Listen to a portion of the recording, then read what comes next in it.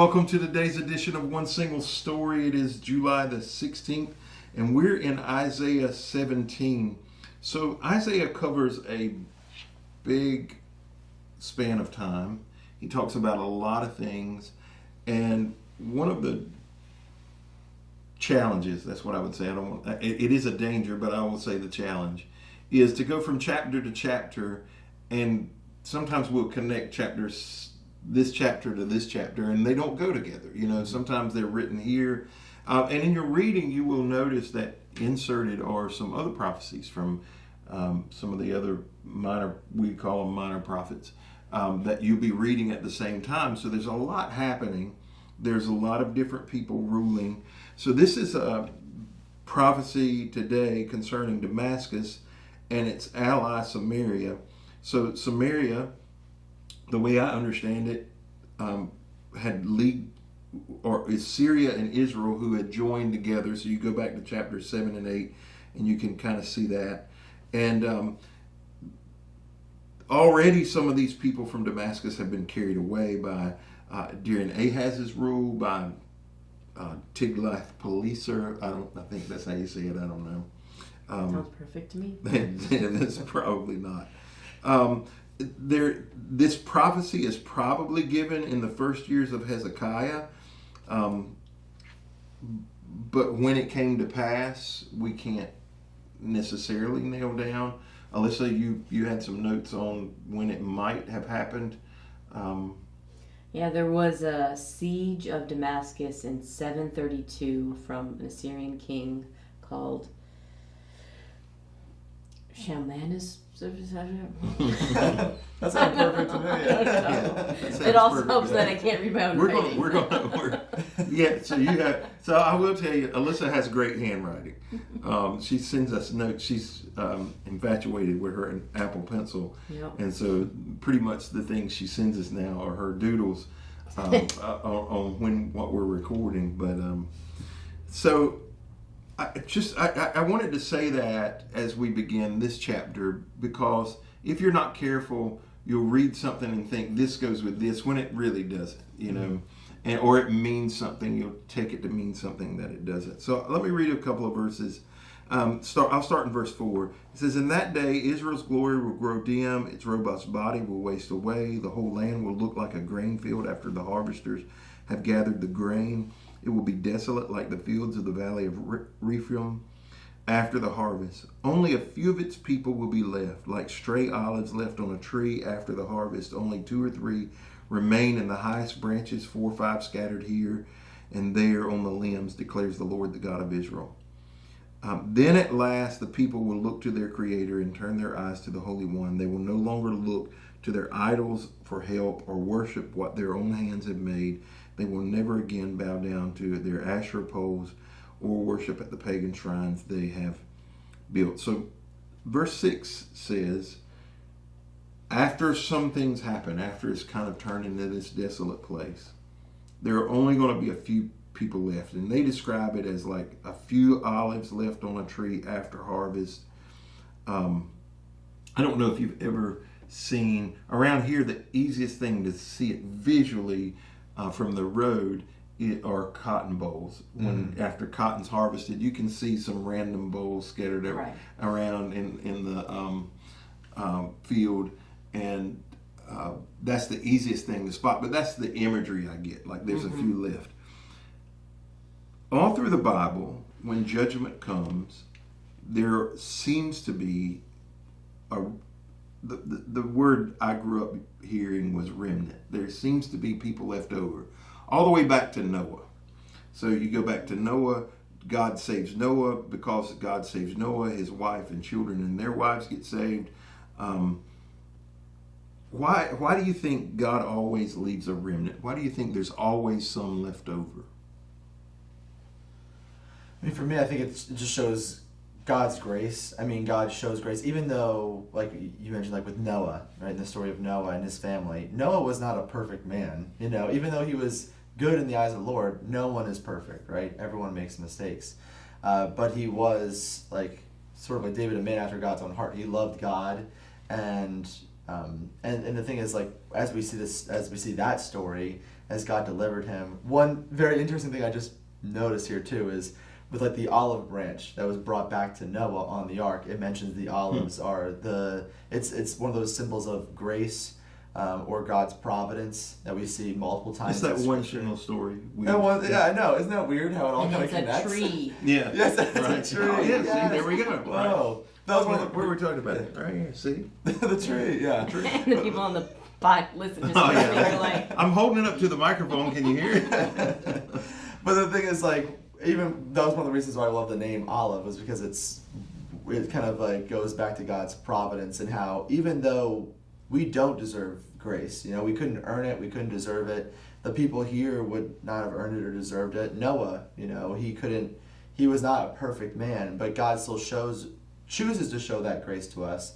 He still provides for us, even when we don't deserve it. He had the right to wipe everybody out, but he didn't. And even in the case of Noah, it kind of lends itself. God chose Noah because of who he was. Mm-hmm.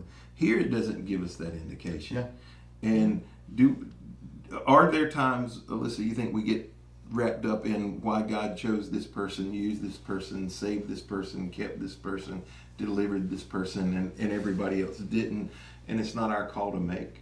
oh, I think we really do try to. When we have little bits of information on people in the Bible, we try to pull this out and be like, this is the reason why this thing happened exactly. And there's always a bigger picture. I mean, the Bible is a document that is great, but it does not give us it's not even a biography of any single person. It doesn't give us the entire picture.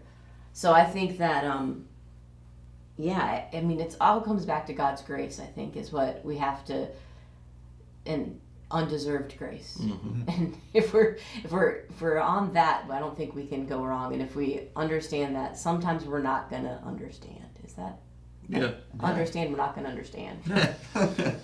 Makes sense to me. At least come to grips with it. Right, Yeah, right. Yeah, I think that might be a way to say it. Verse 7, I read, says, "Then at last the people will look to their Creator and turn their eyes to the Holy One." So what we have to know and understand is there has been a time when the people were looking at their Creator, when they were looking at the Holy One, but they had been turned away.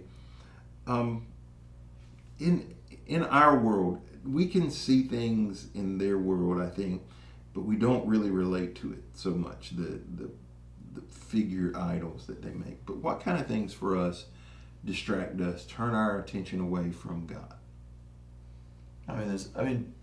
Pretty much anything that you focus more on than God in your life can and is a lot of times an idol.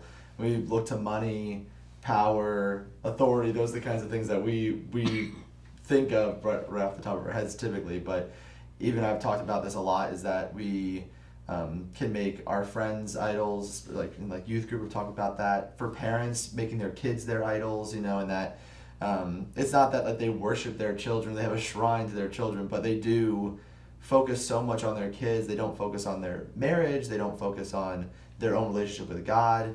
And so there's so many things that we don't even, because it's just so ingrained in us. Oh yeah, so much of my time is dedicated to this, but it's just because that's my life. My life is my kids, or my life is my job. We don't even realize that these things, God is taking a complete, not even a backseat. He's out the back of the car, with how we're driving our lives essentially, and that we need to put him in the driver's seat and realize that, hey, God is the most important one in our lives, and that we need to think about him before anything else. I think maybe it's not so much about focus, but about trust. Because here it's not so much that they spent a lot of time. It's not, I do think that is a good thing to kind of bring out, but it's really about the trust that they put in it. Where are you placing your trust? Are you placing the trust in your money, in the fact that you have resources and that you have power, or are you trusting in God's provision and God's, or your talent, or your ability, right? Right, and I think that is where the idol wasn't so much that maybe they spent hours and hours on this idol. It was that was what they thought was going to save them. Yeah, and some of these verses, this may have it in the passage. I don't know, but my reading runs together some days. But God will almost mock their, have you ever had your wooden idol talk to you? Have you ever seen its arms move? Tell me one instance where it, it actually did what you think it did, and they can't. So verse 10 and 11 says, why? Because you have turned from the God who can save you. You have forgotten the rock who can hide you. So you may plant the finest grapevines and import the most expensive seedlings. They may sprout on that day you set them out. Yes, they may blossom on the very morning you plant them, but you will never pick grapes from them. Your only harvest will be a load of grief and unrelieved pain. So I have a couple of things in this piece I want to kind of talk about. One, the imagery of the rock. When I read the rock, I think of Jesus, mostly because of what he said to Simon Peter. He said, upon this rock I'll build my church. I believe he's speaking of himself, not Peter. That other people have taken that differently, but there's other imageries of the rock throughout Scripture, as a fortress, as a hiding place. For the children of Israel, it was a place of refreshment. A rock was. So for you, when you read that, what imagery? Maybe you aren't. When I read the Bible, like I play it out in my head, like I try to picture what they would look like, how it looks for them approaching, why they're saying what they say. But when you read, you've forgotten the rock who can hide you. What's the imagery that comes in your mind? For me, it's hard to even pull apart I think more about Jesus than I think about God. Because when I hear rock that protects us, I think of God in that. He's our shelter, he's our fortress. But then when I also think of rock, I think of Christ the cornerstone, or I think of Christ the solid foundation on which we stand on. And so this idea of the rock, is so central to who God is, and Christ as being God. And so I can think of it in different ways, just depending on the passage. Here, I read it and I think of God, but there are as many, if not more, times that when I read it, I think immediately of Christ. I think going back to what maybe they would have thought, that's kind of what I try when there's these references in the prophets to go back to the Pentateuch and look and see kind of when those images show up. And, in the wilderness there, in Deuteronomy 8, Deuteronomy chapter 8, verse 15. Do not forget that he led you through the great and terrifying wilderness with its poisonous snakes and scorpions, where it was so hot and dry. He gave you water from the rock. It goes on to talk about manna but then it ends with a warning, which is the same thing that's happening to them now. But I assure you this, if you ever forget the Lord your God and follow other gods, worshiping them, you will be destroyed. Mm-hmm. So I think, that's what's going on here, is they have forgotten God. And there's all of these times when they recall back to it time and time again. All of the Jewish festivals and religious ceremonies are calling back to this time. And so that's kind of what it reminds me of. In the end of verse 11 there that I just read, he tells them they're going to plant these grapevines, and they may sprout the day they put them out. It's pretty fascinating. There's going to be this great crop, but he says the only thing they're going to harvest is a load of grief and unrelieved pain. When I hear this, I think of now I don't watch wrestling. I know we've got a lot of people in our church that do enjoy, that kind of stuff, but I think of a wrestler going up there being like, your only harvest will be a load of grief and unrelieved pain. And then they do grab a chair, and smack him or something. But it's pretty intense verbiage. That's also a great wrestling voice. Thank you. And after, by the way, also the after thinking of God and Christ, when I hear The Rock, I think of Dwayne "The Rock" Johnson. That's the next thing I think of, who was a wrestler. I think is still a wrestler, probably. Once a wrestler, always a wrestler. I think he probably makes some appearances when they pay him enough money. Oh yeah, that's what I would say. Alyssa? I don't have anything to add to the wrestling. No comment on harvesting a load of grief and the thing about the prophets is it's poetry, and I think that is is a very powerful statement. I think Yeah. I think of it more like maybe like a angsty song, like that lyric that you would hear that would be like stuck in your head all day, maybe. Like a My Chemical Romance like song. Sure. No one listening to this will know what I'm talking about. You're correct. Okay. Not right here. Anyway, well, I can think of times where it felt like every day the only thing I faced was grief and frustration and pain and heartache, and it didn't seem like, I don't know, it didn't seem like there was any relief from it either. I don't know if y'all have ever been through those situations in your life, but I have. And the frustrating part about it is, because I'm a sowing and reaping kind of person, like I believe in that concept from Scripture. The frustrating thing about it is we want to sow good seeds and expect it to come up to erase the bad, and it doesn't always. Sometimes that's a long process. Yeah. So verse 12 and 13, it says, "Listen, the armies of many nations roar like the roaring of the sea. Hear the thunder of the mighty forces as they rush toward the thundering waves. But though they thunder like breakers on a beach, God will silence them, and they will run away. They will flee like chaff scattered by the wind, like a tumbleweed whirling before the storms, or before a storm." God tells them they're going to hear the armies, that they're going to roar like a sea, but that He's going to take care of them. I'm just curious, how do you deal with the space between the roaring and the taking care of?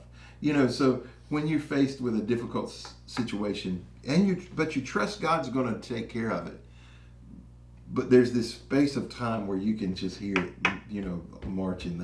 That's the picture of don't. You know it's coming, and you're trusting God to take care of it.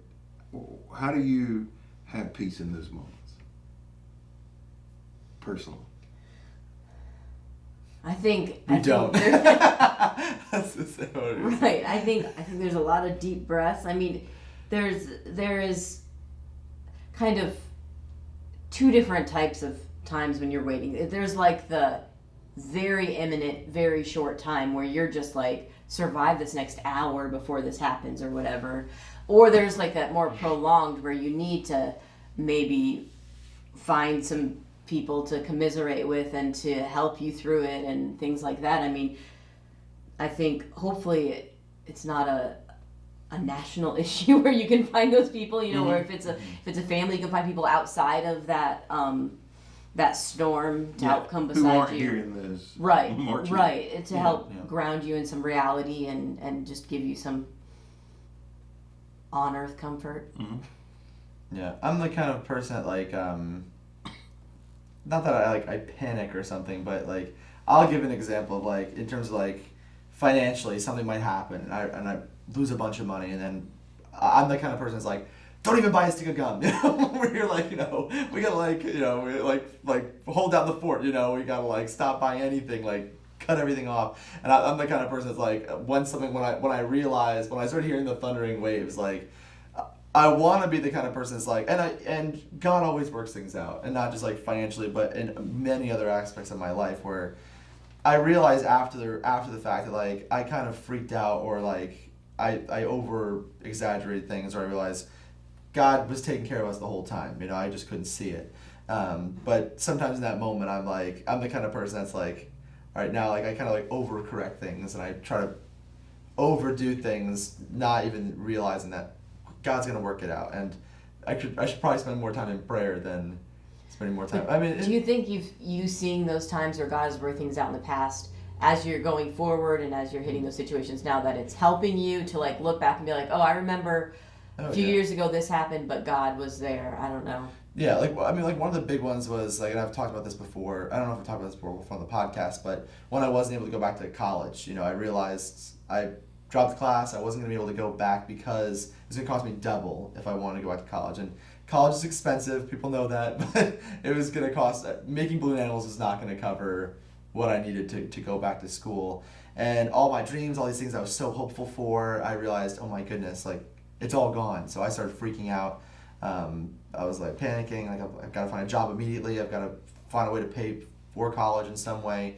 And I realized, looking back, if I had gone back to, even if I had made the money and gone back to school or worked things out in the way that I had thought that things were supposed to work out, I probably wouldn't be with Jess. I wouldn't have gotten my first job in ministry, which I got because I was in New York at home.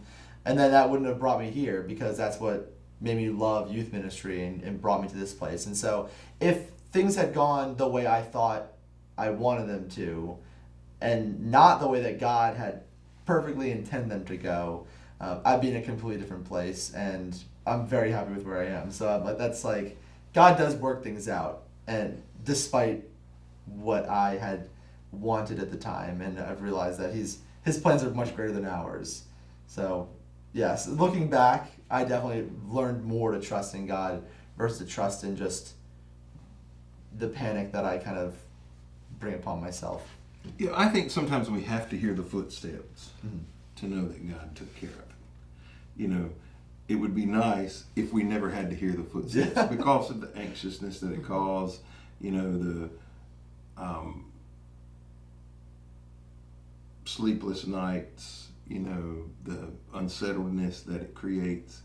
But I think hearing the footsteps and then God delivering after we know it's coming benefits us. It's for our benefit, I believe, so that we can learn to trust Him as we grow and mature in Him. So we need to wind this down. Zach, you want to pray? Yeah, sure. Dear God, I think this time that we have together, Lord, as we look through the book of Isaiah, God, I just pray that you would remind us, Lord, to look at the context and just dive into your word and seek to understand what the people were going through at that time. And God, I just pray, Lord, that as we read these words from thousands of years ago, I pray, God, that they would still be impactful to us in our lives. I thank you, God, that we get to dive into these words and that we can take so much out of them, and that we can learn about how we need to trust in you more. God, that we need to, whatever idols we might have in our lives, that we need to cast those away. And God, that we just need to put our faith in you, put our trust in you, and know that even when the footsteps, we hear them in the distance, that you are right beside us, carrying us the whole way. So we thank you, God. We pray this all in Jesus' name.